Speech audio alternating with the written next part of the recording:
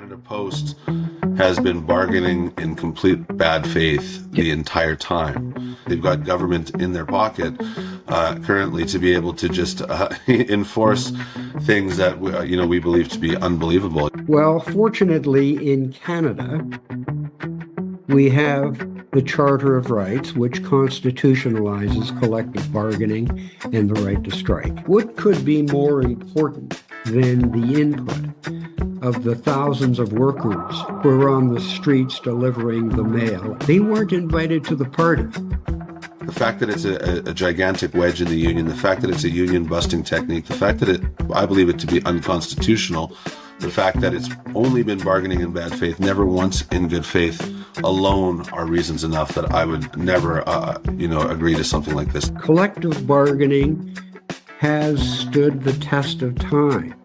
We don't live in the United States of America. We live in Canada, where the rule of law still applies. The Silver Bullet Podcast with your host, letter carrier, and shop steward, Pirate Jim. My daddy was a miner, and I'm a miner's son. And I'll stick with the union till every battle's won. Which side are you on? Which side are you on? Which side are you on? Which side are you on? Aloha kako! Hello everyone! Well, man, we got a lot of stuff on the show and there's been a lot of stuff happening. There's been a back and forth between the boss and our negotiating committee. Things didn't work out very well. And on Thursday, the minister, Patty Haydu, decided, you know what, let's just force the vote like the boss wants. Forget about the arbitration. That would be fair for both parties. So, although I can't believe we actually want arbitration, but this time it's really our only hope, really. So yeah, the mail volumes are terribly low, and that's manufactured because I have perlator drivers asking me if we're going on strike and to not go on strike. And then, of course, there's people out there that think we're on strike. So when we show up with mail, like we've been doing every day, they go, "Oh, I thought you were not working." So anyway, there's lots of stuff out there. We're kind of swimming upstream, but we're not tired yet. I'm not tired yet. So just remember, when that forced vote comes, vote no.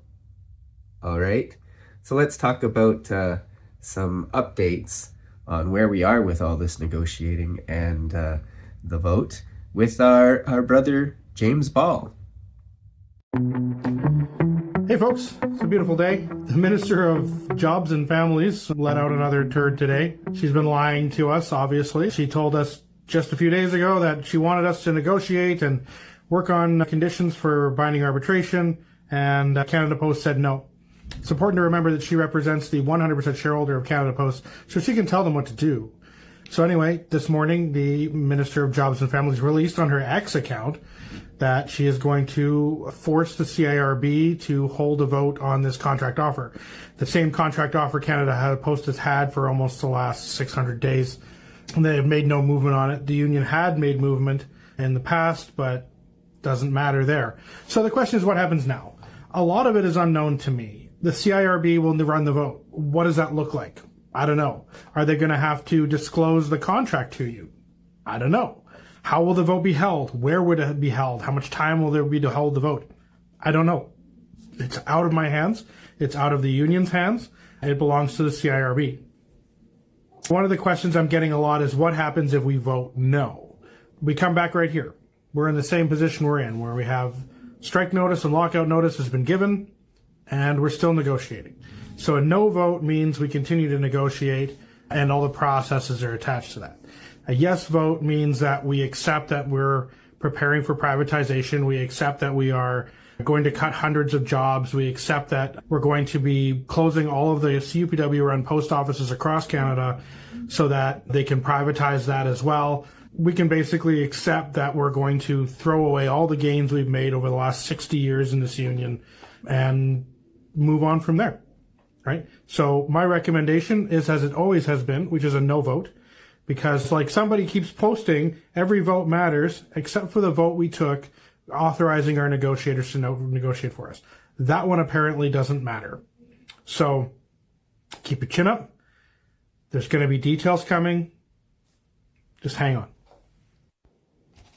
Hey folks, it's a beautiful day. I have a little more information for you about what the 700-page offer is. So to understand the 700-page offer, you have to understand that it is just a giant legal document prepared by Canada Post. And in it, you will see things that say, this is what we want, but also see Appendix A on tab 1, see side letter number 2, see tab 4 on clauses 20.02, see MOA 1, resolution of CUPW grievances at tab 18. So the 700-page document is just written in legalese. This is not a draft document. This is not anything that looks like either of these. Okay? So when you're asking for the 700-page document, I'm not sure how much it's going to help any of us. It's going to be written in legal language, it's prepared by Canada Post, and it's being reviewed by our team, or it's already been reviewed by our team. So I guess we're going to ask for a draft document before the CIRB vote, because we want to know what we're voting on. Like, we want to see what the actual document is. And the language can change between this document they've created, the 700-page document, and the draft of the contract.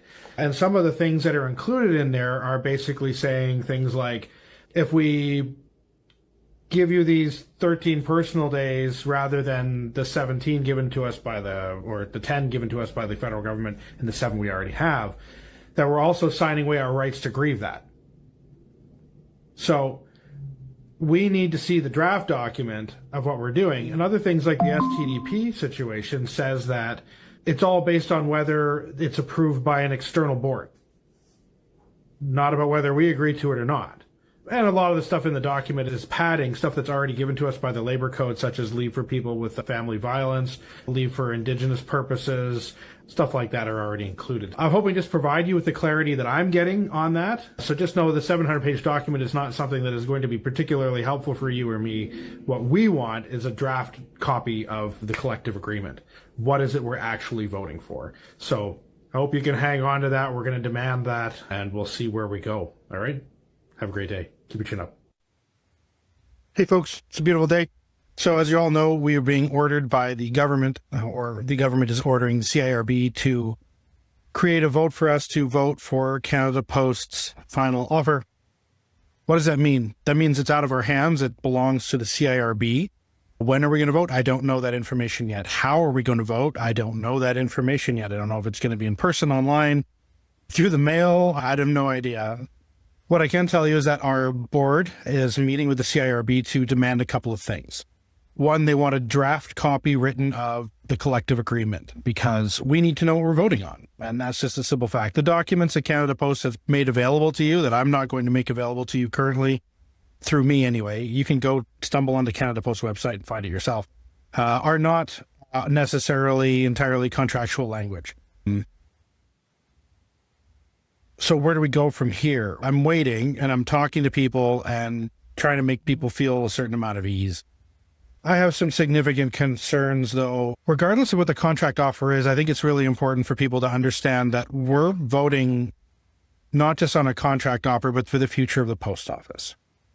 So we look back at this as a bit of a follow the yarn on the wall here. Doug Ettinger set out his plan in 2022 to spend, I think it was $5 billion over 4 years. He's done that. He spent all of our money, all of our savings, and now is pleading poverty. He's been using this to increase the value of the company from like $10 to $13 billion by the purchase of capital assets. So partway through his term, after I think it was $3 billion down the tubes, he was rehired by the federal government, rehired and given a 20% raise, which means that the government is very happy with what he's doing. They're happy he's blowing all the money. They're happy he's investing all these capital assets. So the government's on board with this as well. And a little political theory here is whether you're voting for liberals or conservatives, you're voting for what's called neoliberalism. And neoliberalism believes that private industry is the way to go with everything. And if you read Doug Ettinger's most recent financial report, his president's message, he talks about getting private partners in on the business. So people say we can't do that. It's the post office. The Canada Post Act only defends us as far as delivery of the mail. If it didn't, then we would have an exclusive privilege on the delivery of parcels, which we do not, right? Purelator, FedEx, DHL, UPS, ICS, Chit Chats, Mom and Pop, all these different places all deliver parcels, and we don't have an exclusive privilege on that. What does this mean? It sounds like he wants a private-public partnership, or commonly referred to by other people who know better as pilfering the public purse. So they would invest in us, and they would choose which portions of our business they would have, and that would be things like parcel delivery through Purelator, or Coho for banking, or if we wanted to expand our services even more, it could be Rogers for internet services and all these things. And ultimately, when they change, if they change the Canada Post Act, I suspect that they would try to privatize mail delivery in the city, which is where we make money. And then it would be left in the hands of the Canadian taxpayer to pay for mail delivery in the countryside. And that will just be a money-losing operation. So this vote, regardless of what's in the contract, and my recommendation so far from what I've seen is no, and the recommendation of our National Executive Board, who've had the contents for a while, is also a no. So we need to consider about that. And I'll have more information for that in the future once the CIRB decides exactly what we're voting on. But I feel like this has more to do with the future of the public post office. So you may want to consider that as well. And if we vote no, we are right where we are. Nothing changes except they can't make us vote again. We are in a position where we can be legislated, we can be arbitrated, we can be on strike, we can be locked out, or we could get a negotiated contract. 2006 was the only time they've ever used this law, and that was against the Amalgamated Transit Union in Toronto. The membership there voted no, and they got a negotiated contract. Major issues were negotiated, and the minor issues went to arbitration. Although that's not a statistically significant sample, so I can't say that'll happen. I know attitudes will change after the vote, but I don't know which way it'll go. But basically, if we vote no, we are exactly where we are. If we vote yes, we accept the consequences of that decision and we move on. All right? Have a great day. Hey, folks, it's a beautiful day. It's Friday, June 20th. Happy Friday. So the CIRB, Canada Post, and the Canadian Postal Workers met today. Nothing has been decided. They have not decided on any particular dates. They did, however, indicate that they want to do the vote online. And then they also realized that not everybody is online. We have 55,000 members, ranging from 18 years of age probably to 80. So various different sorts. Also, some of these places, some of these small towns where there's post offices where we have members, kind of sketchy on the internet service. They may not be inclined to get it. If only we could run internet services out of our post office. Anyway, so they want to send you a PIN, but they've also indicated they want to send it to you via email. And then they acknowledge that not everybody wants to do email. So maybe they could use the phone service. So how are you going to get your PIN then? Maybe they could send them through the post office. Just a thought. Which brings us to another problem, and that's the list of members that's been provided by Canada Post, I presume, because it wasn't provided by us. The employer should have accurate addresses and contact information for all of its employees, but apparently, just in a quick sampling, there are a number of people on the list who should not be. Probably most likely retirees. Some of our retirees still get information like they're regular members, not honored civil servants. And then there are people who should be on the list who are not. And that troubles me. Sounds like the CIRB shouldn't do these votes. The last time they did a vote was in 2006 with the Amalgamated Transit Union in Toronto, which is just in Toronto, just with the Amalgamated Transit Union. I think that's most of the old city of Toronto and Scarborough. But like the Peel region has their own bus service, stuff like that. So they probably just rented a couple of halls and invited people down, had a vote. The membership overwhelmingly revoked the offer that was forced on them, and they got a negotiated contract after that. This has got me thinking about the way we do our own vote. In our Constitution, we're required to do the vote in person, and you're required to sit through an information session prior to voting so that you know what you're voting for. A couple of things have come up to my thoughts recently. I was a big proponent of online voting. Well, starting to think in person it might be a better thing. And the information meeting that you're going to have to go through, starting to think is a better idea from the way the Canada Post has been interfering with our negotiation practice. The way they've been feeding you propaganda giving you quarter truths and omitting all of the terrible things that we've been reading about in their own documents. We've done a lot of work in the Edmonton local over the last couple of years of getting updated contact information from our members, and I think a lot of it's fairly accurate, and people who are interested definitely are interested in getting us that information. So just some thoughts. I like starting to think a little softer about our process and a little harder about this online game. We'll have to see what comes of it. They're going to release an initial report sometime early next week. So we're not coming up with anything just yet. I just hope that they give us some time with the actual document. Another thing that occurs to me is, how do I scrutineer this vote? Are they going to, send me a printout of the votes? That's not scrutineering a vote. Is our national going to do something about that? Are they going to be allowed to participate in any way? Or are we just supposed to trust this government body that's being ordered by the government to do the government's work? So look out for that. But keep your chin up.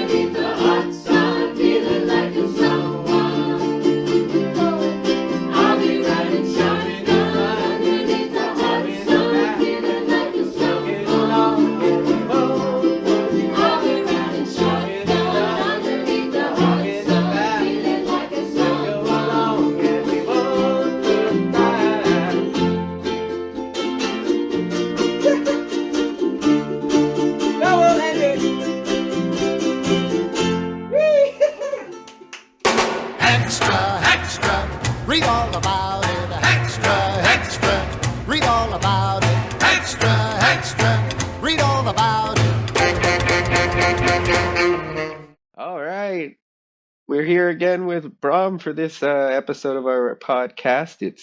It's Conversations with Pirate Jim and Brahm. Good morning. Thanks for having me again, Hey, Jim. no worries. Today's an interesting thing. We're gonna go what I call breaking down the bullshit, and we're gonna watch a video here of some stuff from Doug Ettinger talking to members of Parliament in the Ogo Committee about post offices. So this is all about the future of the post offices. But first off, uh, right now we're waiting for information from the CRIB, or is it CIRB? CIRB, yeah. Yeah, I have dyslexia from the two letters in the middle there. That's all good. Anyway, we're waiting to hear from them how this vote's going to go down. So, what do you think about the vote and what we should vote? I mean, I'm voting no. I know that. I'm going to come out and say that. Yeah. Well, yeah, I mean, I'm also a strong supporter of voting no. I'll tell you a little bit why. And I guess if I'm going to sort of cut right to the chase, even if you were to look at the demands, if you were to look at what Canada Post is asking for concessions, not only from current employees, current members, all the way into the future, it's bad enough. But a couple of points I find to be even more disturbing, and has everything to do with the negotiations process that's been going on and the rights that we have as a union, to be able to hold this vote once a contract becomes ratifiable and not have that forced upon us by any other party, which is our right. Canada Post has been bargaining in complete bad faith the entire time. And that, by the way, is an obligation under the Canada Labor Code as well, although it's not enforceable in the same way that law is enforced in other countries. But they do have a duty and an obligation to bargain in good faith, and they certainly have not from the beginning under the guise of the needed changes. And in any negotiation, you can it's negotiation for a reason. It's give and take, and so sometimes you may need to bring things to the table that the other side is not happy with. But in those cases, you bring forward other demands that from the other side to compensate. It's called give and take. And in this case, right, that hasn't been done once. And so the first major point, of course, is bargaining in bad faith. That the way that we've come to this contract and the way that we've come to these offers has been completely done in bad faith with, again, only concessions and none of our demands. Not one in the urban case. There really, I mean, I don't even think there's one demand that we put forward that's been addressed. We've gone through the democratic process of taking demands from the work floors all across the country and bringing it all the way to the national level. Those are represented in our program of demands. And the degree to which a contract offer from the corporation would be ratifiable would be dependent on whether or not any one of those demands might even be addressed. And in the case of the urban, it really, none of them were addressed. And so the negotiators are not able to bring forward something that is ratifiable to the executive board to recommend to the membership to vote on. So we've been stuck in the mud since November, and every time we've decided to say, okay, we can meet you there on your demands. Here's what we think we need. They, instead of saying even no, they just walk away from the table. And there's been how many times that they've just walked directly away from the table rather than bargaining in any type of good faith. And why should they? Because the second point, the biggest point, is that they've got government in their pocket currently to be able to just enforce things that we believe to be unbelievable. The ordering us back to work, calling for this commission that only reinforces some of the things we're going to talk about later, and the need to try to privatize the post office from their point of view, or at very least cut the public service. And then thirdly, this vote and this vote takes advantage of exactly what they've set up by doing all of this, which is to bargain in bad faith, to say, well, we can't reach an agreement because we're not bargaining, so therefore we're going to ask government to step in and kick the can down the road to May. We all knew when we were ordered back to work that in May that we were going to have no leverage. We would have lost any leverage that we had, which is not even just the time of year, but the leverage that we've gained as members standing together. Public opinion was changing, and we did have we were standing on our strength to say, hey, you can't just bargain in bad faith. You have to be able to bring some things forward. And so we went on strike. They kicked it down to May, and here we are. And they're playing on people's fears. They're playing on the public's disinterest. And they know that this is a big union busting technique that's created a huge wedge right down the middle.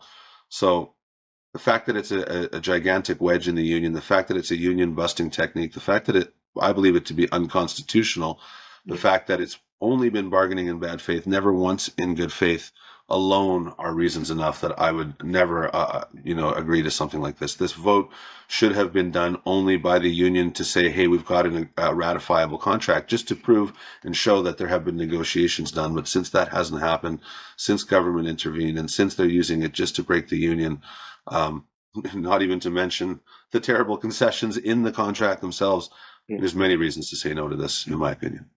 Yeah, crazy. And it's everyone when I'm out delivering, not everyone, but it's happening a lot when I'm out delivering the mail. They're saying, "Oh, I thought you're on strike," and then I explain everything to them. But it's crazy because Yeah. there's still articles every day that we're on strike or that it might happen in the next few days and da da da. So I just read something yesterday that was put in the whatever on the website a couple of days before. I can't remember now what news article, but anyway, they were talking about still about us going on strike at any moment and all these things, and it's just incredible.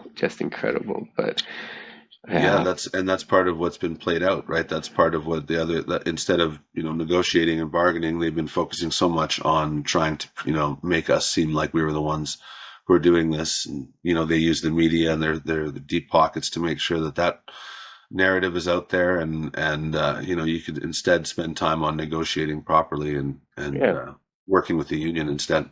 yeah, exactly. When like the parcels just go down and down, and I just keep every time I hear or watch an interview or something, I just want to pull the hair I don't have out because I just want them to talk about sales. Like we don't have salespeople. From the amount of time from November to now, they could have been out there just going door to door like they should, salespeople, and getting the parcel business back. Get on the phones. Why are you spending all this time to kill us and to make it look like there's no business when it's out there? We know it's out there. It's working through Perolator. So why are you not getting? And that's what I talk when I talk to people now, the public. I talk about how if you had if you had a McDonald's and you're only selling cheeseburgers because you refuse to sell the Big Macs and all that, well, you're going to go out of business because they're going to go down to the other McDonald's or the Burger King across the street. But here is they both this dude owns the McDonald's and the Burger King, makes more money off of selling stuff at Burger King, so he's just going to not sell everything else and send the business across the street because he can make more money. And then they go, oh, and I go, but there's nobody out there even telling people we got cheeseburgers. Well, and to your point, exactly right. I mean, worse yet than the fact that there are no, proper sales. They are, like you were mentioning, diverting, purposefully diverting the mail and parcels to other companies, including Purelator, including other logistics companies. And to me, that's so insidious because, as we're going to hear, there's a lot of doublespeak. They talk about wanting to support rural communities, but yet rural communities in any public service, but in the post office, they're subsidized by the vast amount of sales in the urban centers. And when you start taking away and cutting away at those sales, or at those sales, at those revenues, now you start taking away from the ability to subsidize those rural communities. And so I don't think that's by chance. I don't think that's by accident. I think this is all part of a larger scheme to say one thing and do the other. And one thing I learned was part of my submission to the Industrial Inquiry Commission. One thing I learned was that Canada Post is very ready to say one thing and do the exact opposite. The things that they implement are the exact opposite of the things that they say. And it seems like they're just running through a playbook, which has been utilized around the world to essentially privatize or at very least cut the public service right out of the loop so that they'll at very least have to compete with these larger multinational corporations that Doug Ettinger actually uh, refers to. Yeah, exactly. Yeah, crazy. Well, actually, there were some stories I haven't seen them, but there were some stories of other letter carriers seeing a courier delivering letter mail, or letter mail now is that's a whole other thing. Anyway, but delivering envelopes. that didn't have any of our stamps or the spray on the back or anything like that, Mhm. but it's something she's delivered in the past, and it wasn't a passport. It was regular, like a regular, not a bill, but I don't know what it was. Anyhow, the point is that they're even delivering the sequence mail for us. Jim, we saw. I know that some of this was just post strike, but we saw some actual letters coming through our system in Saskatoon, but also elsewhere throughout the country, that were actual letters with our stamps inside the envelopes. And so obviously these things were being done, and no idea. That was a surprise. You know, we were worried about things like that, but it did happen, and no real Yeah. answers to that. Well, okay, let's get to the video now. And 3, 2, 1. Canada Post provides a service and a network that Canadians consider essential. We connect all 17.4 million addresses daily in the second largest country in the world. We connect our country and our economy. Canadians depend on us because we deliver everywhere, not just where it would be most profitable for us. Our service can be a lifeline for many Canadians. And for small businesses, it allows them to compete in a market dominated by large multinational e-commerce giants. And for Canadians in rural and remote areas, Canada Post is one of their only delivery options. As the postal system changes, these rural and remote communities cannot get left behind. Nous So devons of et nous. course, my first thing there is, well, he always likes to set these things up to make it look really good for us, and Absolutely. it's gonna be crazy there. I don't. Anyway, we got craziness on this side of the screen. But yeah, well, I guess I really didn't need to stop, but I just wanted to say that he really likes to set things up to make it look positive, and then he likes to throw in the negative literally right after, but make it not seem as bad. Anyway, just Yeah. play, Jim. Yeah. Sorry, go I ahead. What agree. was that? No, just he talks about connect. He says a lot of the things that we've been trying to say in the Delivering Community Power campaign. And we know that when we brought that up on the board level, like they just dismiss it all outright. So for him to say it, they know better, but then Yep. they just do the exact opposite. Delivering everywhere, it's a lifeline. Yeah, All this kind of stuff. exactly. And he's already said what we're all trying to say. It's crazy. Yeah, he knows it. We must and we want to be there for them. As the postal system changes, these rural and remote communities cannot get left behind. Nous devons et nous. We must and we want to be there for them. Mr. Chair, Canadians need a strong postal service, particularly in rural and remote communities. Thank you very much. Mr. Bachrach, please go ahead, sir. Thank you, Mr. Chair, and thank you, Mr. Chair, and thank you to our witnesses. Thank you, Mr. Ettinger, for being here. In 1994, the Liberal government promised that no more rural post offices would close. How many rural post offices has Canada Post closed since that time? Well, look, it's I joined about 5 years ago, but I know that there are a number that have closed. I will say this, though. Do you know the number? Well, I've heard there's 600 that's been closed in the last 30 years. Yes. And so, look, our approach on the post office is we want to keep them. We don't want to close them. We do everything we can to our number one goal is to replace the postmaster. And so we work with the communities, but sometimes we can't find a solution despite everything. And you represent a riding that's rural in northern BC, and I appreciate the challenges of all that. But I'd say, like for example, in the last 5 years, we've been able to replace 90% of the ones that came up where there was something that happened, where the postmaster either was retiring or moving away or the lease was terminated or whatever, we've been able to fill 90% of those. So there's some that are outside our control that we can't solve. In fact, the charter back in 1994 contemplated that there would be some things that would be outside of our control. But I think, look, we got more post offices than Tim Hortons and McDonald's combined.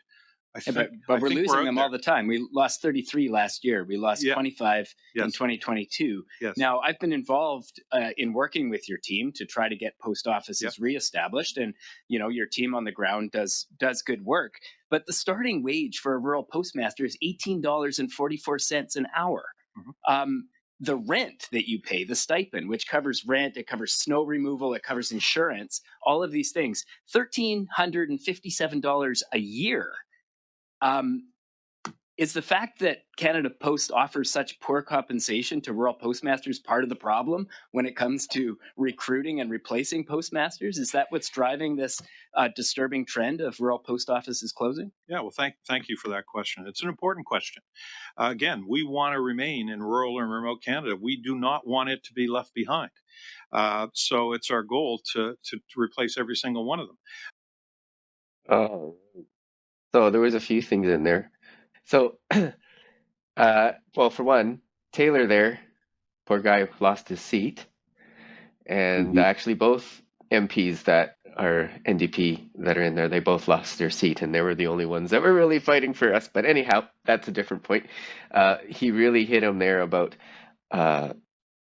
well, for me, it was the rural post office having to deal with increasing rents again, and then you're getting very little to cover that, so that in the end you might even be paying out of pocket to keep this post office going, but you're doing it out of the kindness of your heart, and these guys just sit there and laugh and take home their $560,000 salary. But anyway,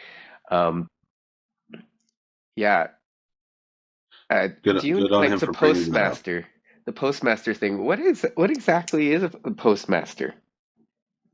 So postmasters in all the rural areas that they aren't, corporate run, they have a postmaster that runs the post office. So that's when you've gone to a small town and there might be one person working there, running the incident. Sometimes it's out of their own home, and some, in certain really very, very small areas. So they are not corporate run. So they don't have they don't have supervisors, and they don't have the same management staff there. They have this postmaster essentially running the whole entire show. Now you do have, I was about to say you don't have CUPW members there, but you do, because in some cases they run one rural carrier out of one of these postmaster, one or two, very small amounts sometimes. And those are CUPW members, but they are not directly governed by, a Canada Post manager or supervisor. It's a postmaster that's there. Yeah. And they have their own union. It's an association, CPAA. And they were also part of the architects of the Delivering Community Power Plan some time ago. Interesting. Cool. So when he says they want to replace them, that's another way of saying franchise, like with Shoppers Drug Mart, like they do here in Calgary. Well, in some cases, I think that would be more of a concern for urban areas that they're trying to close, corporate retail offices in the urban centers. Gotcha. Typically that's going to just be the closure of that post office. That's that vital post office in that community that keeps people connected through information and through the transmission of letters, parcels, etc. So they're going to they'll close that down, and just like the banks and the grocery stores, they'll have left town, and in some cases just replaced with a silver box, community mailbox in the middle of a field somewhere. So it won't even be like, because even I guess kind of the postmaster is already like that person in the community that's taken on that personal responsibility, and they sink or swim.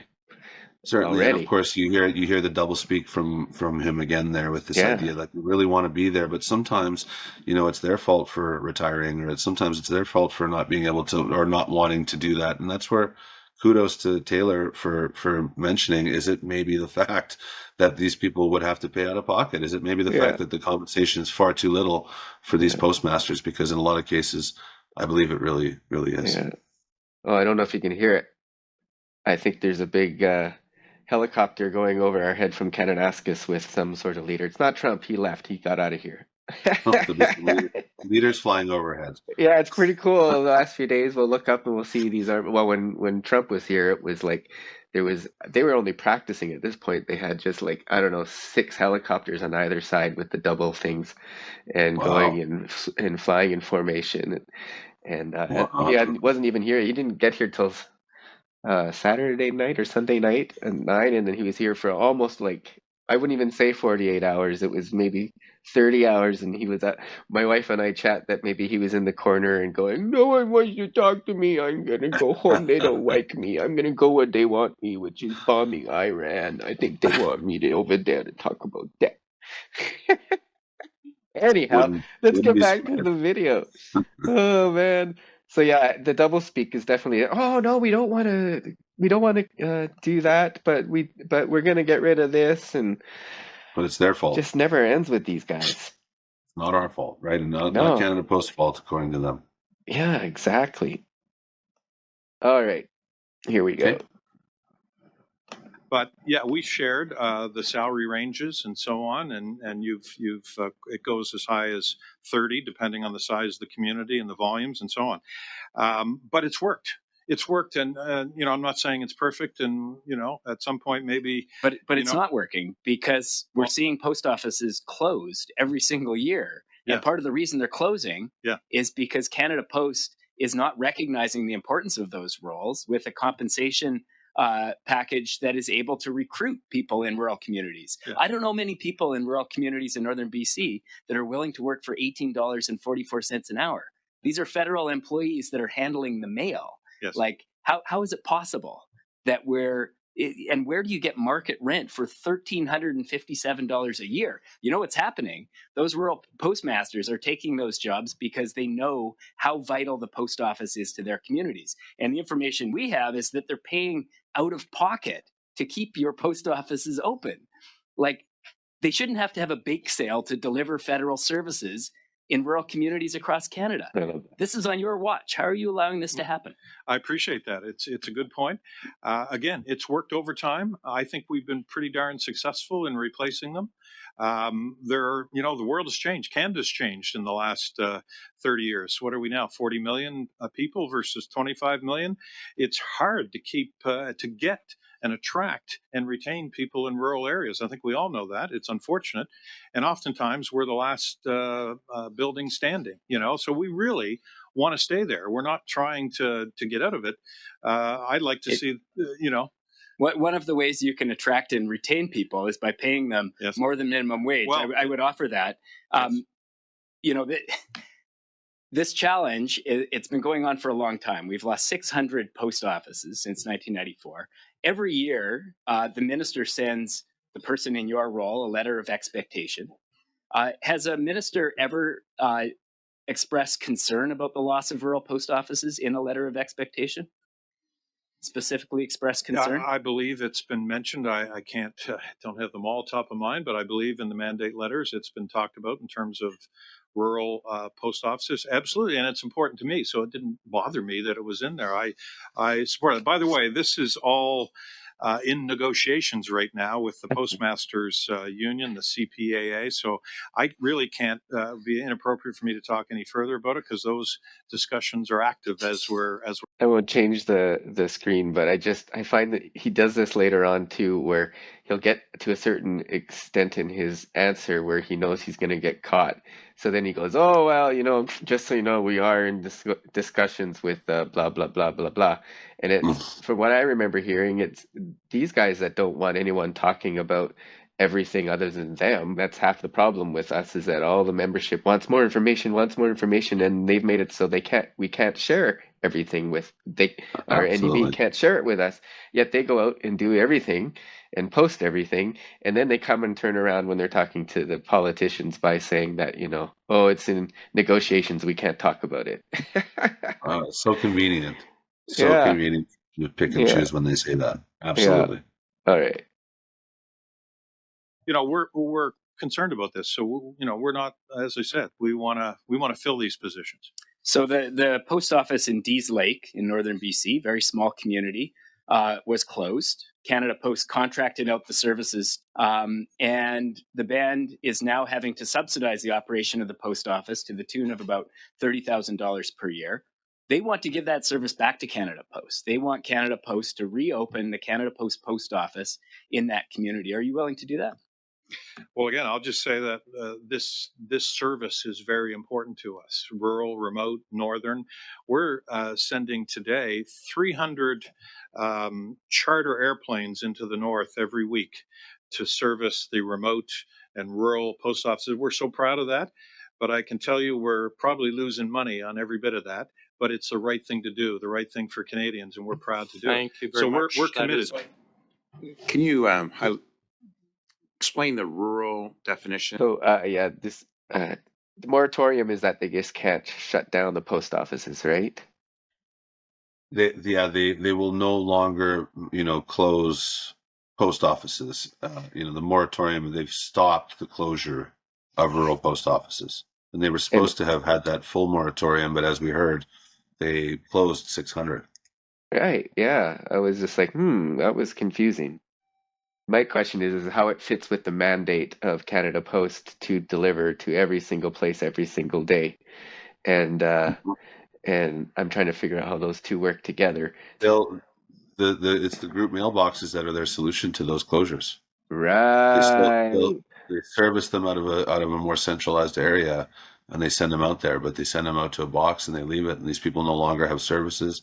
It's no longer a community hub, and they certainly aren't looking at expanding. That's the thing we want to highlight here. They're talking about they're talking all a good game. They bring up the Tim Hortons, how many post offices there are across the country. Doug said how many times this service is important to us. We want to promise you we care. But at the same time, anytime we've discussed this and brought up the idea of the community hub, they shut it down and in fact move to closures. And so what Taylor did was really highlight the double speak. We say we want this, but we absolutely are going to continue to close. They put in the most recent offer, because it is in the collective agreement, to remove some of the moratorium so that we could close more post offices.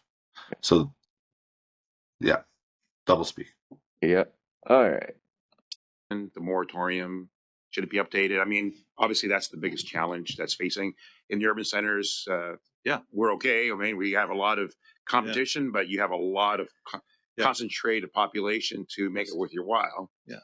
So explain to me what it is. How do we stay true, in essence, to the intended purpose of the rural definition, the moratorium, and what is it that we're going to do to make it better? Great question, a really important question. So the moratorium, as you know, has been in place for 30 years, since 1994. A lot has changed, as I mentioned earlier, in Canada. I won't repeat that. But many of the post offices in that moratorium, the list was created by the government at the time, not Canada Post. And a lot of those that were rural at the time are now very much in urban areas. And I'll just pick a couple. Stittsville outside of Ottawa was very rural, is very suburban now. Richmond Hill, Milton. These areas were rural at the time. They're sure not rural anymore. So the moratorium is protecting those post offices, which typically have another service, franchise service nearby within a couple kilometers. So there's quite a few of those in Canada now. So my concern around that is that, that may be stopping us from getting the right resources out to the rural areas where we need it even more. Because you're well served in the urban areas, and unfortunately well served by our competition, who is essentially cherry picking the top 7 cities in Canada. They basically stay in that lane within 200 miles from the U.S. border, the top 7 cities. Pardon? And don't really, we actually deliver some of their product north. Yeah. Question? Oh no, I just didn't hear what you said. Sorry. Oh, Continue. okay. No, I was just saying it's funny how he's saying cherry picking, and it's his own second company that's cherry picking his own business. Anyway. And we go north. We go everywhere every day. So I'm sorry, Mr. we're getting cherry We're past our time. I have to to. death. So as I understand it, and I am new to this conversation, not so new, I guess, to the overall, that Canada Post is going to be proposing the reduction potentially to 3 days a week postal delivery. Now, as I understand it, the union CUPW is actually arguing that instead of looking to that to save money, you consistently talked about that current past business model not working, the flexibility that you need, the expansion, going in an entirely different direction would be the expansion, expanding out and working with the union to ensure that the program that they've had on the books for so long, delivering community power, would look at that expansion, showing the need of Canada Post in terms of postal banking, elder check-ins, community hubs, those charging stations, all of those things. So is that part of the negotiations that you're in now in terms of that change that you're looking to make? Thank you. Some good questions there. Well, the first thing to stress is we are in active negotiations with CUPW right now, so I can't say too much, but I will say this. Alternative day delivery is not on the table with them. It's not something we're looking at. We understand the program. It actually, at first glance, when you look at it, you say, well, why wouldn't it be reasonable to deliver 2 days a week or 3 days a week? The issue is our network is a collapsed network that carries parcels, direct mail, and letters together. So think about the letter carrier. Even if we only delivered letter every second day, letters, we still have to go through the route, because to be competitive in e-commerce and parcels, we have to be there every day. In fact, the answer to this now, and it does dovetail with what you said, is we need 7-day delivery. That's what we need. We don't need fewer days, but it's mainly to compete on parcels, because that's where that market is. So it is my understanding that sorry, mic issues. It is my understanding that the union is entirely open to that suggestion, and they're willing to work with you on that. So again, in terms of that expansion, are you fully looking at expansion? I mean, even food delivery, as we've seen, and that competition that you're talking about from those smaller businesses, it would help with that. Yeah, sorry, I have to interrupt. We haven't left any time for an answer, I'm afraid, but perhaps... I have mic issues. Sorry.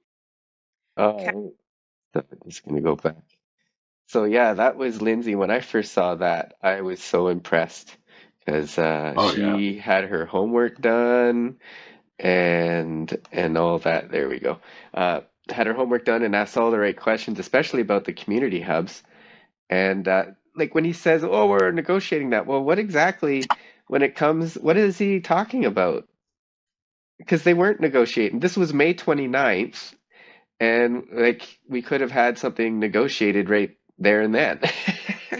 Oh, well, we know they're not negotiating, I guess, is one sort of cheeky way to look at it. They're definitely not actually negotiating. But secondly, that would mean that they're looking at our demand, which was to expand services, and we know that that is not one that they're looking at.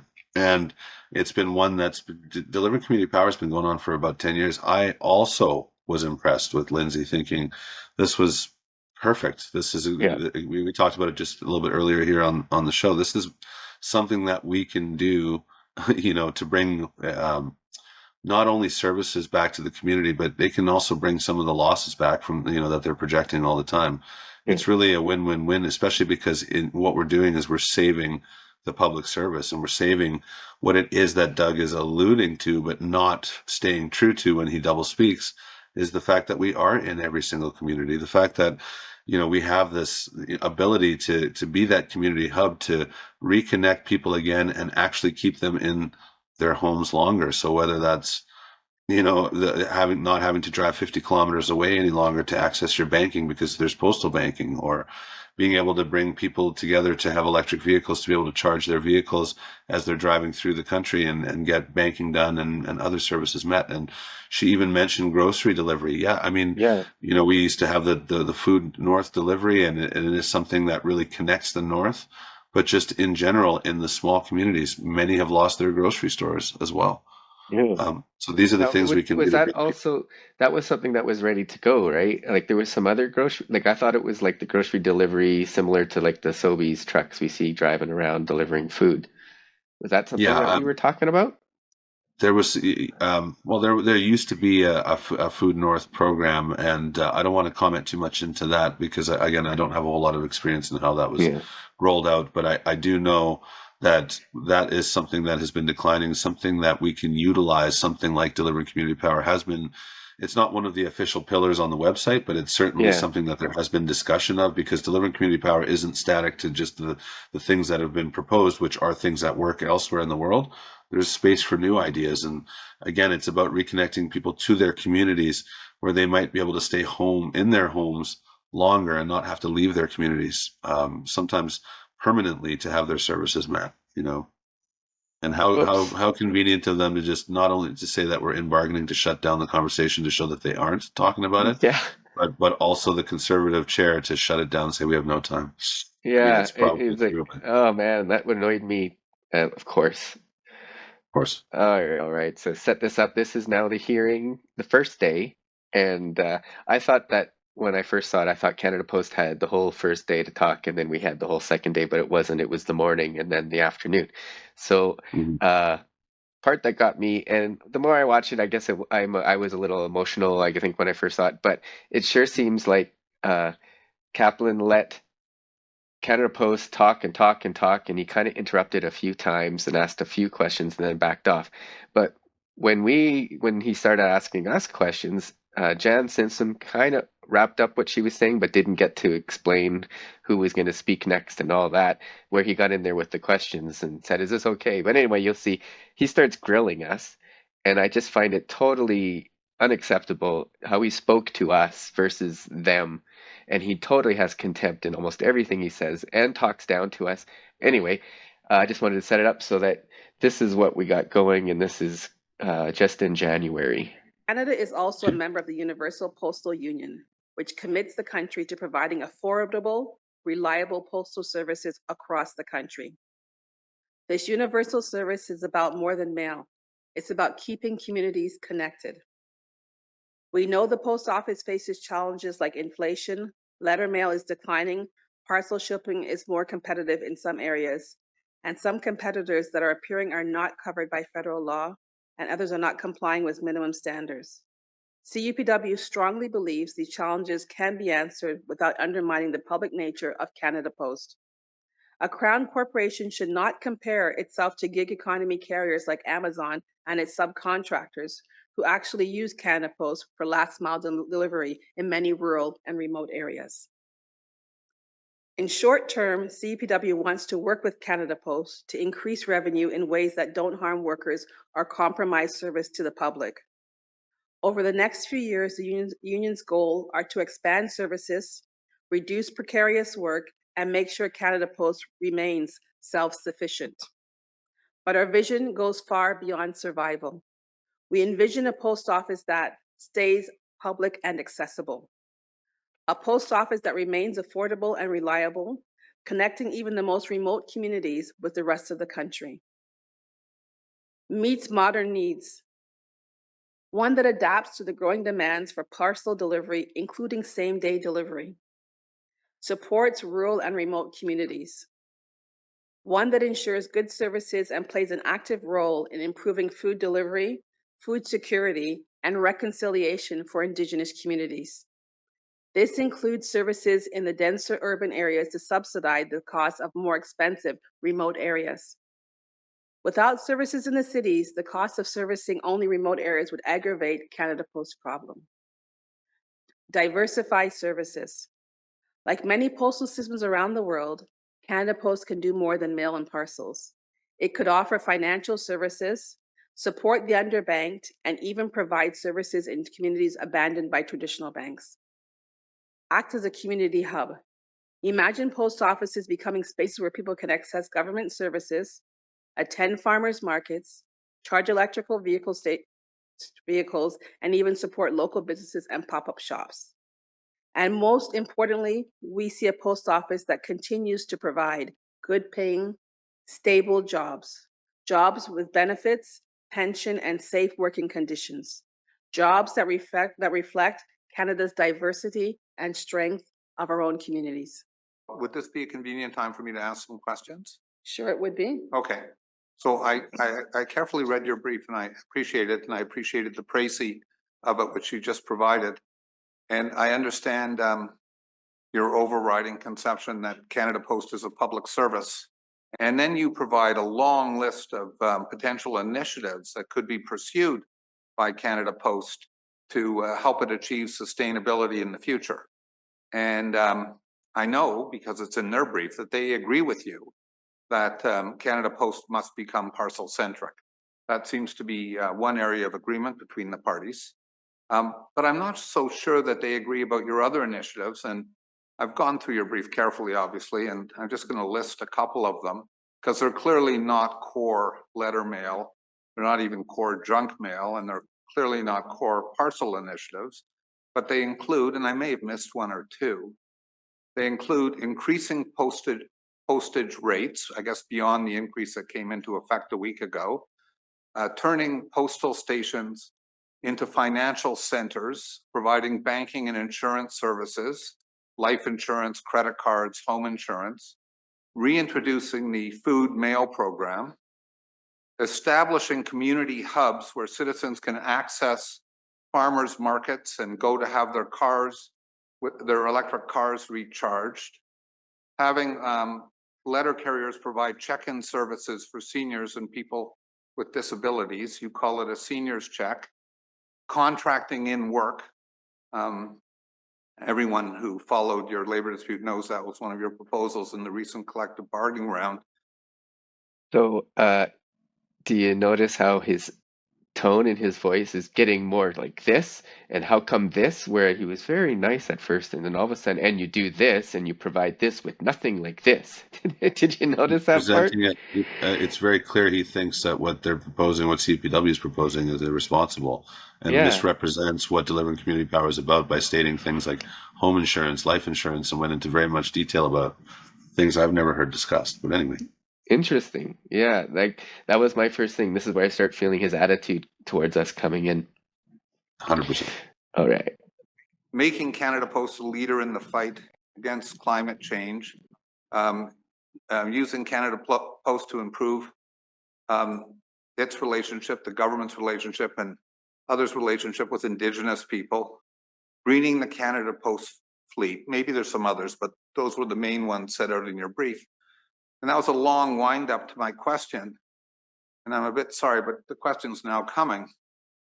And here it is. In not one of these proposals, not a single one, have you provided any market analysis, any analysis on how much it would cost to introduce these services, any analysis on the potential return? You say, I'll just give you a few examples. You say that rural communities are underserviced for banking, and that's why Canada Post should offer banking services, but you provide no details.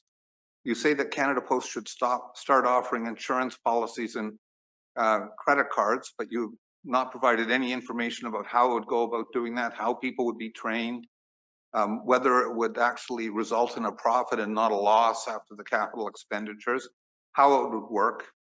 You say that postal workers should do check-ins, you call it, on seniors and disabled people in a society where we have home care. Like, what I don't understand is you advance all of these proposals, to make Canada Post sustainable, but you don't give us a single detail about any of them. And I'm wondering about that. Okay, thank you. Peter, did you want to deal with this question on Appendix T, which we've negotiated with the collective agreements? Go ahead, Peter.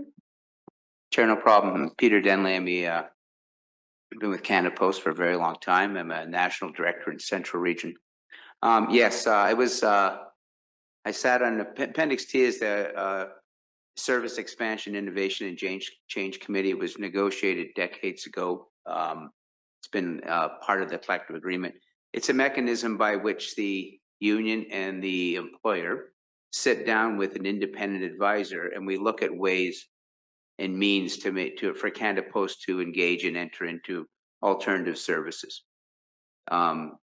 We've done a great deal of investigation in our union to look at this. We visited various countries, and those visits were in response to what other postal administrations did to address the decline in letter mail, specifically in the changing demographic and the business model of that was sort of forced upon them.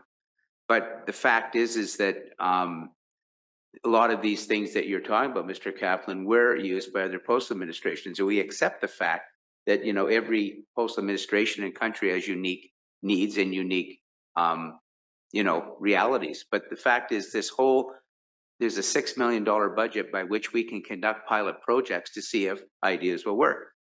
Fact is, in 2020, 2019, Canada Post came to us and wanted us to look at grocery delivery.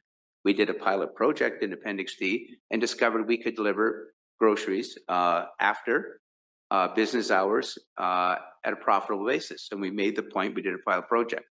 Based on the Canada Post finding that to be a good idea, we then actually responded based on market demand from Amazon. We conducted a pilot project to actually deliver increased volumes of Amazon parcels on Monday to take up the high volumes at straight time. The whole purpose of that project was to modify workers so some workers work 10-hour days to deliver increased volumes of Amazon parcels straight time. We actually started that project in September of 2019. We're ready to go live in May. Actually, October. Ready to go live in May. We had a pilot project going on in 2 depots in Vancouver. We were going to deliver those parcels. We had it all worked out, Innova Post, etc. We modified the PDTs. It was ready to go. It was all done. And then COVID came along, so we couldn't go ahead with it. It was unfortunate. But that showed that in a very short period of time, we could be agile and engage in these types of things. So it's not to say there is no costing, but there is a means by which Canada Post can engage in these projects. And the fact is they are engaging. Lisa Liu in November 8th of 2024 in the Financial Times, talked about financial services that Canada Post is getting into. They're going to be rolled out, and it's going to be a My Money thing, a My Money bank account under the Canada Post banner. And they're going to be, you know, it's not just to address rural, remote, and Indigenous communities, to say we can do more. So it's going to be rolled out. So financial services seem to be something that Canada Post wants to get into with a financial partner. So these are not, you know, far-flung and crazy ideas. They have merit. But we have that ability, and we have sat down and done this. And there's been a list of pilot projects we've engaged in, have then been incorporated into the collective agreement and became part of the day-to-day operations of Canada Post. But I think it's incumbent on Canada Post to do that, to engage in this process. And we have an independent advisor. You know, again, I'm somewhat involved with Appendix T right now, the Service Expansion Committee. So there's means by which we can do this. And it's a collaborative effort where we can modify the collective agreement permanently. So we should experiment more and look at things like this. All right. Stop sharing. There we go. So there, it's like we have the answers already, and the guys on the other side just keep doing nothing. Well, that's kind of that's again the double speak, the say one thing but do the exact opposite. I mean, you could tell first and foremost that that's where you really heard the contempt from Kaplan. You could see that there was something very biased about the way he was speaking, about his understanding of these things. He was not open-minded. And he certainly, when he asked us for the costing, in other words, do all of the work that would be done. And I'm glad, you know, Peter Denley said what he said afterwards, which is, hey, we could be doing that through Appendix T. That is where this work gets done. I haven't been on the Appendix T committee, but I know those that have. And I know that a lot of these things have either been shut down or they've been, you know, not worked on diligently enough. And he spoke a little bit at the end about the My Money loan, the My Money bank account with Coho. You know, one of these days we'll maybe have to have a deeper conversation about the OGGO report that happened. Not the one you just showed with Doug Ettinger, but the one from 2016 where they really explored postal banking. It was not a favorable ruling. There was certainly a lot of research given. There's reports done by John Anderson, why postal banking would be important in Canada. And so there has been a ton of research done. But even though they were, and he actually even did present at this OGGO, the one that you showed a clip of with Doug Ettinger there, But again, it just shows they're not willing to listen. So even if you do provide that information, they're not willing to listen to it. And it was clear in the OGGO report of 2016 that the bank lobby, the same one that was working against postal banking from the beginning, were the ones that spoke most loudly. And the result of the report was to say that Canada Post should not be expanding too much outside of its purview. If anything, to work with financial institutions already established in order to create a partnership. So that's ultimately as far as they've gone. They did it once with TD, now they're doing it with Coho. But I just want to be cautious to say that it is encouraging to know they're talking about it. It certainly is not postal banking, and it is certainly right alongside with the recommendation from the OGGO report in 2016, which was not favorable, which is also why I have a major problem with the IIC Commission that's not favorable, because those things do stick. Yeah, crazy. Yeah, and then listening to that again, I can see where my confusion was. I thought they had the grocery delivery ready to go already before COVID, but it was the Amazon thing. There was some pilot projects, and again, we don't know a heck of a lot about what those pilot projects are, but that's when we were talking a little bit earlier that they brought it back, or they discussed it. I believe it was on Appendix T, but then there was something that had happened. But there was a Food North program we'd have to delve a little deeper into that used to be successful prior to that. And I might not be saying the name of it right, but it was a delivery to the north. Doug Ettinger even mentioned some of the chartered flights that go up north that lose them money. Conveniently, he had to mention that. But yeah, telling the union they have to cost it out and do all the work when there's a committee that can be formed to do it, I thought that was highly biased and really some of the merits. Ignorant. Like the guy is brilliant. He's this and that. But he's never delivered anything. He's never visited. Like, how can you create a report that's going to decide the future of Canada Post from 4 days of talking to the people involved and then canceling the last? Like, if you were going to cancel those last 2, then maybe you should have taken all that time to actually go out then, even in your own city, and go visit a depot, go visit the plant, go on a drive to see how in Halifax, how a letter travels to be sorted and comes back. Like, these things. Absolutely. I think if we were going to take anything away from this, we really need to see that clearly through all of this. How much they do want to represent the right things. They are listening, in the fact that they've repeated things that Delivering Community Power has been saying for 10 years. Doug Ettinger himself did. But they're saying the right things and then doing the exact opposite. Again, I submitted my report to the commission. They asked for public submissions, and I gave a list of things that just in the submissions alone, they mentioned that they were trying, to uphold, and then on the other hand, doing the exact opposite. So, I mean, if you can't see that this is a clear manipulation, I'm not too sure what, somebody as smart as he is doing in that position if you can't see that. Exactly. This is a perfect reason why we should say no, not necessarily for the post office, which is a big deal for me, but with everything that they're telling us they're going to give you and they're going to make better, even if it is something good, because almost everything I see is terrible, but if there is something good in there, they're not going to stick to that part. It's going to change over time. Same thing with bringing in 10 places with dynamic routing. Seriously, folks, do you really think it's going to stay in 10 of them? Well, if I only do 6 hours one day and then 8 the next and 4 the one after, I guess I'll just get another job. So how are you going to schedule that?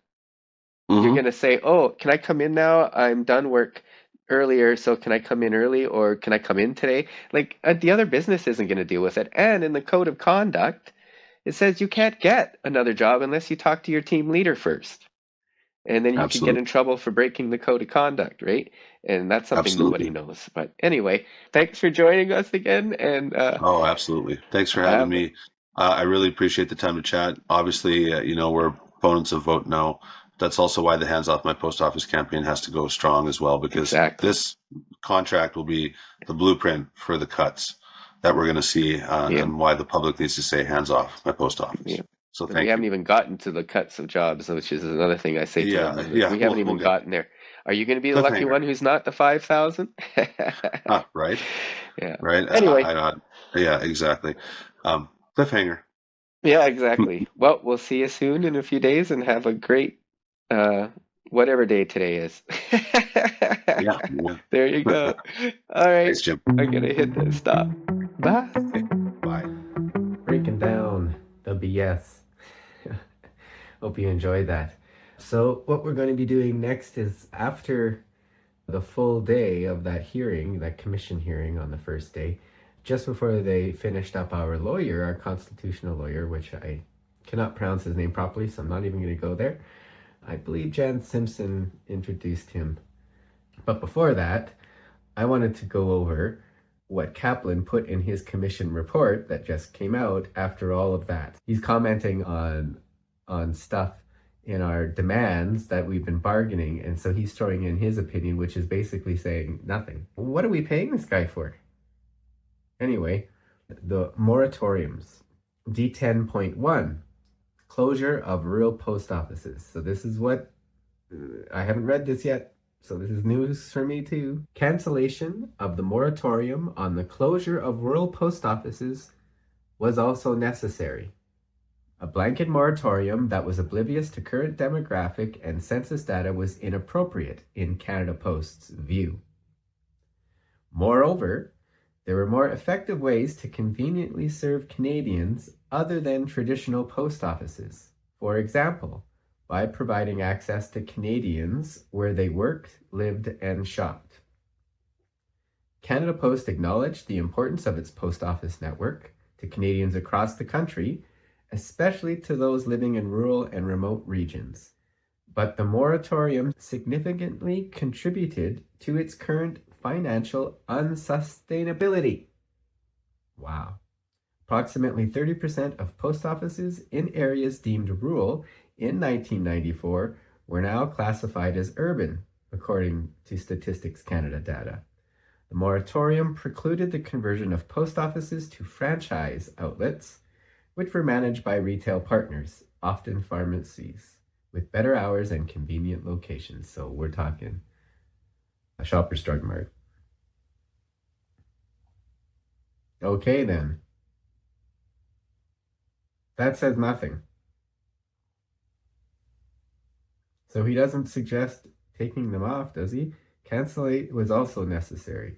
I guess this is pertaining to something he said earlier when he says was. So I'm assuming he is agreeing that should be lifted. And it looks like the rationale here is that a lot of the rural post offices are now urban. But I don't know. Maybe not in Alberta or around Calgary. All right. So now let's listen to what the lawyer has to say about what happened during all of that stuff at the commission day one. Now, Mr. Commissioner, I was not going to speak, as I believe this process belongs to the parties, who must live under whatever rules are contemplated for the future. And as you know, any settlement is much more practical, fair, and effective when the parties reach that settlement rather than having that settlement imposed by a third party.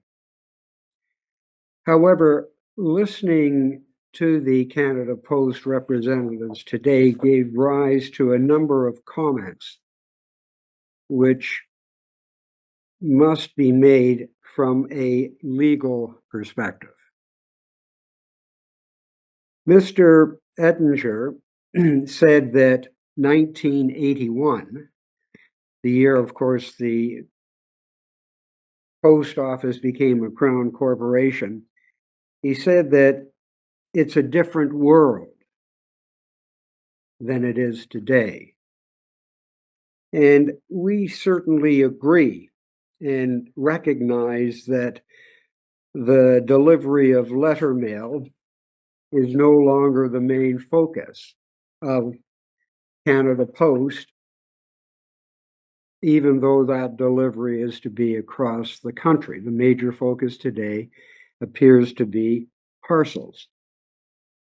However, Canada has also changed in another way since 1981, particularly legally.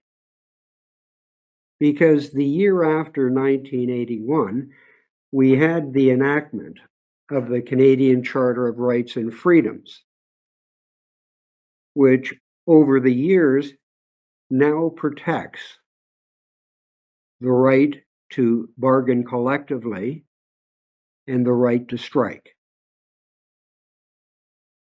Indeed, these rights evolve over time in order to change the needs of the country.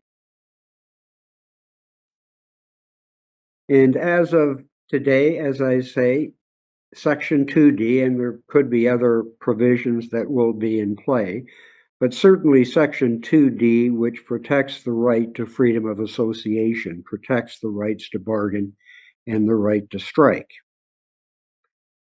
Now, what has not been said this morning, and what has to be put in context, is that this very process has arisen in decisions, government decisions, which these workers, these postal workers, strongly believe to be unconstitutional as violating Section 2D and other provisions of the Charter. We heard this morning, to the point of repetition, we heard this morning a lot about flexibility, which the post office needs. Now, we are not averse to flexibility, but it must be flexibility under the rule of law. Recently, like last week, we saw what one of the competitors of Canada Post feels about flexibility. That is, Amazon feels about flexibility to the point of not wanting to deal with a union. Well, fortunately, in Canada, we have the Charter of Rights, which constitutionalizes collective bargaining and the right to strike. Now, we believe that the post office can achieve flexibility so long as it does so under the law. It has freely negotiated every provision of the collective agreement that it refers to, from which it wants relief. Now, under our legal system, when one seeks relief from your legal obligations under a collective agreement, you bargain it with the union or the employer, depending on who is seeking relief. And indeed, quite apart from bargaining it, there are appendices under the collective agreement under which the kind of flexibility it wants could be achieved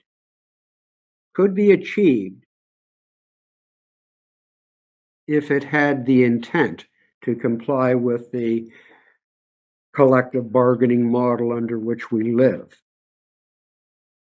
However, rather than bargaining these issues, its sole shareholder, of course, the Government of Canada, who is obviously part of the author of much of the problem, has decided to intervene in the bargaining process and terminated the lawful right to strike. As you know, the question of the constitutionality of the Minister of Labor's directive, which resulted in the termination of the right to strike, and the Canada Industrial Relations Board order itself, which required the return to work, is directly under challenge presently before the Canada Industrial Relations Board. And I note as well that these particular employees, that is the postal workers of this country, have been treated in a very discriminatory fashion in respect of the minister's directive under Section 107, which required their return to work. Because as you know, since August of this year, the Minister of Labor has made 5 other directives under Section 107 of the Code, terminating strikes, lawful strikes, 2 in the rail industry, CN and CP, 3 in the longshoring industry in the ports of Montreal, Quebec, and Vancouver. In all of these other situations, the employees, the longshoremen and the railway workers, were provided with final and binding arbitration in substitution for the loss of the right to strike. And as you know, our jurisprudence, certainly since the SFL case and years before then, is that if government is to take away the right to strike, then it must substitute final and binding dispute settlement mechanisms such as arbitration. Now, the postal workers of all of the other thousands of workers that were subject to the Section 107 orders were denied this mechanism by the government of Canada, the sole shareholder of the post office, for reasons that we can only speculate. Because I have a reason, and I'm sure most people that practice in this area have a very good reason as to why these employees were denied their constitutional rights.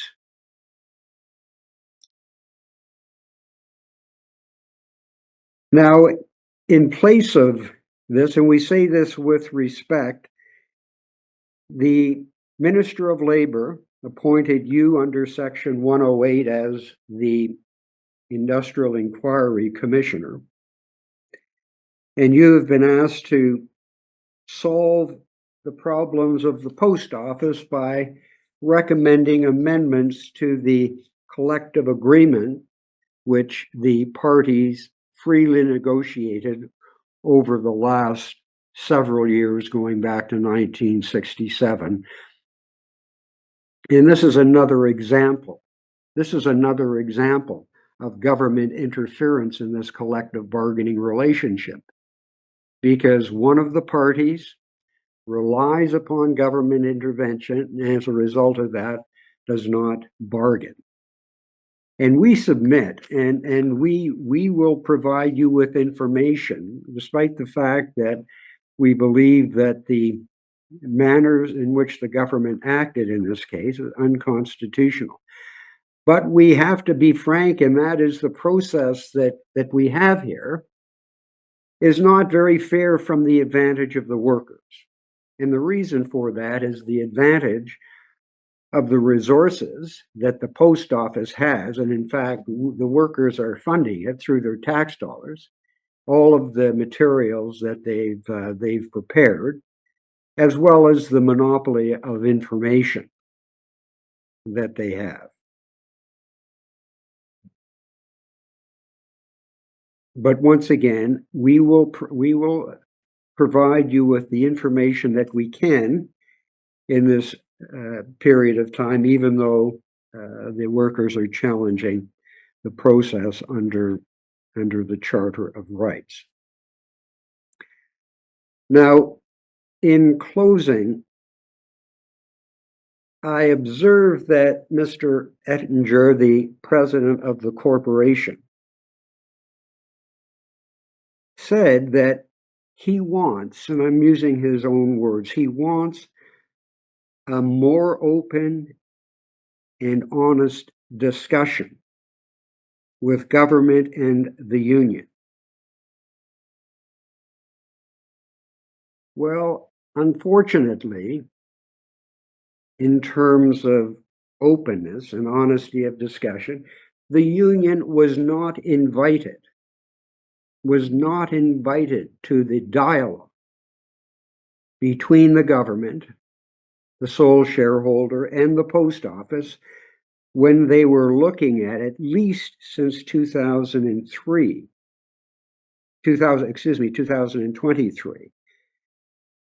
They were looking at how the post office could be fixed and the future framework of the post office. What could be more important than the input of the thousands of workers who are on the streets delivering the mail and the parcel? They weren't invited to the party, so to speak. And so here we are today, where the post office says, well, we went to the government, we had the dialogue with the government did their due diligence, but without your participation. However, even though you weren't party to this important discussion between the shareholder, the Government of Canada, and the post office, even though you weren't party to that, what we would like you to do, postal workers, is that we would like you to give up your rights under the collective agreement, because we want to be relieved of some of these provisions of the collective agreement because we're not flexible enough. Once again, the union in the past has participated in resolving these problems, but through the process of collective bargaining, or through the process of bargaining under midterm appendices which provide for solutions. Collective bargaining has stood the test of time. Collective bargaining has been constitutionalized in this country, and collective bargaining has in the past provided creative solutions to very difficult and complex problems, which we understand we face. And so, once again, we cannot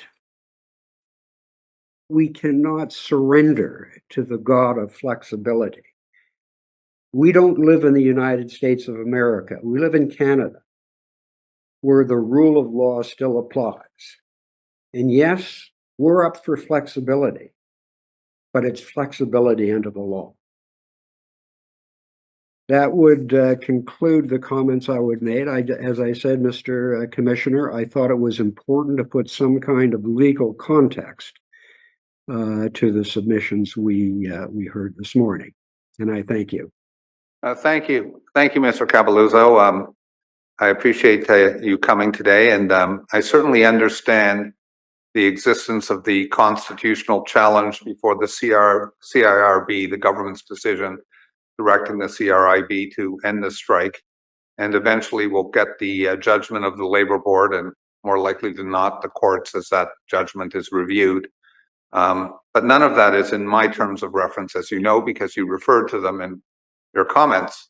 But I just wanted to be clear on one thing, Mr. Capeluzzo, and to be very clear on it, you and your client are not alleging that the appointment of this commission or my appointment under Section 108 is unconstitutional or ultra vires in any way. Do I have that right? Well, we are challenging two things. First of all, we are challenging the constitutionality of Section 107. Secondly, we are challenging the constitutionality of the Director of the Minister of Labor, which refers to your appointment as the Industrial Inquiry Commissioner And thirdly, we are challenging the directive of the CIRB, which directed the employees to go back to work. However, it would appear that the Minister of Labor in the Section 108 appointment of you has provided this process as a substitute for final and binding arbitration, which has been the dispute settlement mechanism in the 5 other contemporaneous disputes. And so if we're challenging his directive, which is for the post office to do certain things, we're also saying that his failure to provide arbitration is part of the Section 2D breach. That does not mean that we are not going to participate in this process. We will provide you with whatever information we can in this period of time, and hopefully we can be of some assistance to you. Well, Mr. Kaplan, so I don't want to belabor the point, and as you know, I'm no constitutional scholar like yourself. I'm more a workaday type person. But presumably, if you had concerns about the legality of this process or its constitutionality, you would have done something about it. And as far as I know, you haven't. I mean, that's a yes or no, I think. Well, it's more nuanced and complicated than that. We are attacking the minister's directive, and part of the minister's directive encompasses the appointment of this commission. Then why wouldn't you have taken a run at the commission if that's what you think? I don't understand why you would let it proceed and you participate if you think it's part of a whole package that's completely unconstitutional. Well, the reason, you see, the problem is that if the union doesn't participate in the commission and saying we're going to challenge it, then the commission is going to run its course without the participation of the union. And we have certain things that we can say. We think that the process is unfair from the employee's perspective, but we're still going to participate. We're still going to provide you with information. Well, as I say, Mr. Kaplan, so this is way above my pay grade, but I'm sure at the board and the courts and whatever, it'll eventually all be figured out. It will be figured out. I don't think this is above your pay grade. It's probably above my pay grade, but anyway, you understand our position. Thank you. Thank you. So the NDP was founded in 1961 by workers, for workers. The NDP is back, and we're connecting with our working class roots, and we're coming back to let you know that we are the party of working people, and we will be working side by side with you, fighting for justice in the workplace, for fair wages and working conditions, for health and safety, and for dignity for every single worker in this country. I'll tell you what it doesn't mean. It means saying no to deregulation, no to privatization, no to an expansion of community mailboxes, no to shipping your jobs off to private post office outlets. So we're here to tell you that the Crown Corporation has a 150-year proud history of protecting and delivering public mail, and damn it, we're going to keep the public mail public. The answer to the problems facing Canada Post today is expansion of Canada Post, and we'll stand with you in building a Canada Post that brings better, expanded services to Canadians. Your right to withdraw your services is a charter right. It's a constitutional right. And we are going to stand with you and against every government that continues to violate your rights as workers to withdraw your services. Now, we all know that the Conservative and Liberal governments in the past have violated your rights at every turn. In 2018, I watched as the Liberal government ordered you back to work. In 2024, we watched as the Liberal government misused Section 107 of the Canada Labour Code and used that as a pretext for violating your right to strike. So we're here to tell you that you have the right to take labor action.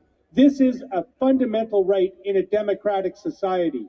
And the New Democratic Party of Canada is going to stand with you and every worker across this country in battling on the front lines and on the picket lines every step of the way to make sure that when you have the right to strike, damn it, you can meaningfully exercise it, because that's the way collective agreements are made in this country. And we will fight for your rights. We will fight against any attempt to tip the scales in favor of management so that you can get the collective agreement you and your families deserve. Because you know what? It's you who deliver the mail in this country. It's you who deliver the services Canadians rely on, and you deserve a fair shake at the bargaining table and in the workplace, and we will stand with you every step of the way until you get it. That's the show, folks. I got a lot more that I could have stuck in, but we'd be here for another 6 hours, so you're just going to have to wait till the next show. So thanks for joining us. See you next time on the Silver Bullet Podcast. I'm Pirate Jim. Aloha. There can be no power greater anywhere beneath the sun. Yet what voice on earth is weaker than the feeble strength of one? For the union makes us strong. Solidarity forever. Solidarity forever. Solidarity forever. For the union makes us strong. Is there a beholding common with the breathing parasite who would lash us into serfdom and would crush us in their might? Is there anything left to us but to organize and fight? For the union makes us strong. Solidarity forever. Solidarity forever. Solidarity forever. For the union makes us strong. It is we who plow the prairies, build the cities where they trade, got the mines who build the workshops, endless miles of railroad laid. Now we stand up past and starving, it's the wonders we have made. For the union makes us strong. Solidarity forever. Solidarity forever. Solidarity forever. For the union makes us strong. All the world has owned by idle drones is ours and ours alone. We have laid the wide foundations, built it skyward stone by stone. It is ours not to slave and not to master and to own. While the union makes us strong. Solidarity forever. Solidarity forever. Solidarity forever. For the union makes us strong. They have taken untold millions that they never toiled to earn, but without our brain and muscle, not a single wheel can turn. We can break their haughty power, gain our freedom when we learn that the union makes us strong. Solidarity forever. Solidarity forever. Solidarity forever. For the union makes us strong. In our hands is placed a power greater than their hoarded gold, greater than the might of armies magnified 1,000-fold. We can bring to birth a new world from the ashes of the old, for the union makes us